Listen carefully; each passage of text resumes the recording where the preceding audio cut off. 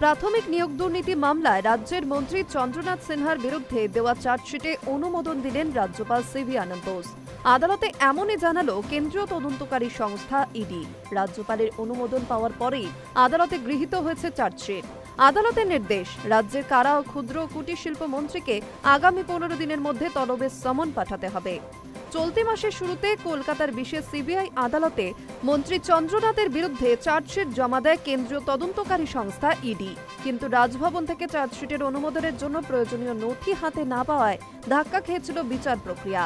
আদালতে ইডি দাবি করেছিল, রাজ্যপালের অনুমোদন না মেলায় সাক্ষীদের সাক্ষ্য গ্রহণ সম্ভব হচ্ছে না।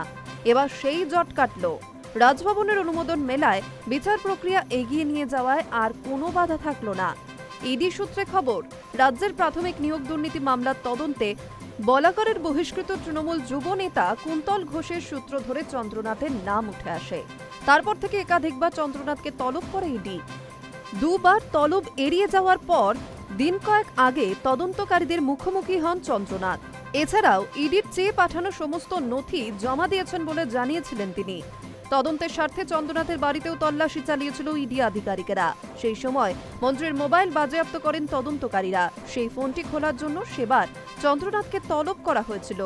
সকাল থেকে গভীর রাত পর্যন্ত তল্লাশি চালিয়ে মন্ত্রীর বাড়ি থেকে নগদ 41 লক্ষ টাকা বাজেয়াপ্ত করে ইডি।